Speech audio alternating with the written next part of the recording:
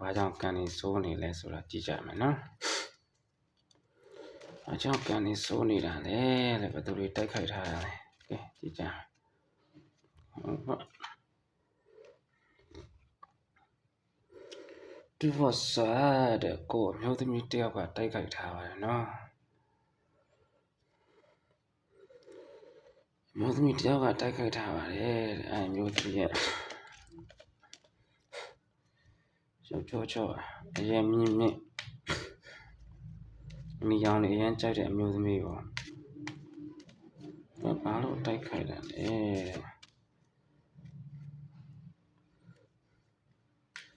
ကိုအစားနဲ့တိုက်ခိုက်ထားတာပါနော်ကဲကျွန်တော်စကြည့်ကြအောင်ဘာကြောင့်တိုက်ခိုက်တာလဲဟုတ်ပေါ့အိုးဒီဘုံကြည့်တဲ့သူလေးကအောင်မြင်မှုတွေရနေတာမနာလို့တိုက်ခိုက်တာပါနော်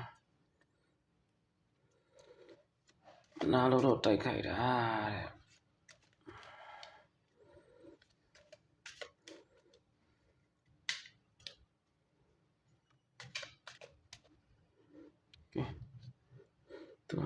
သူလဲဆိုရင်တော့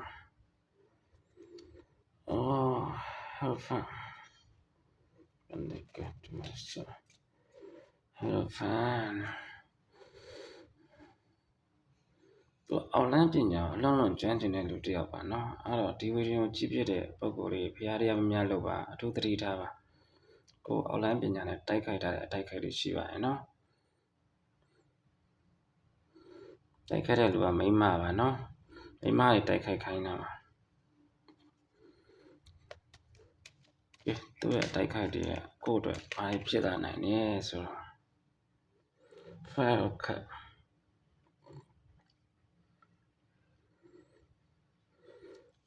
သူကိုယ့်ဘဝကြာဆုံးတိုက်ခိုက်ဖို့သူစိတ်ကူးထားပါတယ်နော်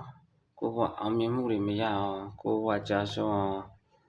ဆက်တပွဲကျိုးနေဖြစ်အောင်အဲ့လိုမျိုးတွေလုပ်ထားပါတယ်နော်အားလုံးပဲဒီဗီဒီယိုကြည့်ဖြစ်တဲ့လူတိုင်းအားလုံးသတိထားပါကိုယ်နဲ့ energy ကရင်တော့ယူဆပြီးသတိထားနေပါနော်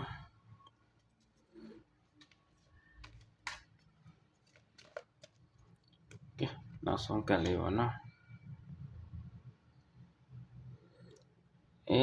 ဘာမှမပူစိတ်မပူပါနဲ့နောက်ဆုံးမှတော့အတိုက်ခတ်တွေကကိုရီးယားလွတ်မြောက်မှာပါအဲ့လိုလွတ်မြောက်ဖို့အတွက်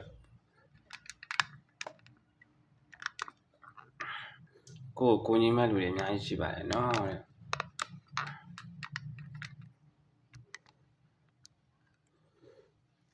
နောက်ဆုံးမှကိုကအတိုက်ခိုက်တွေအားလုံး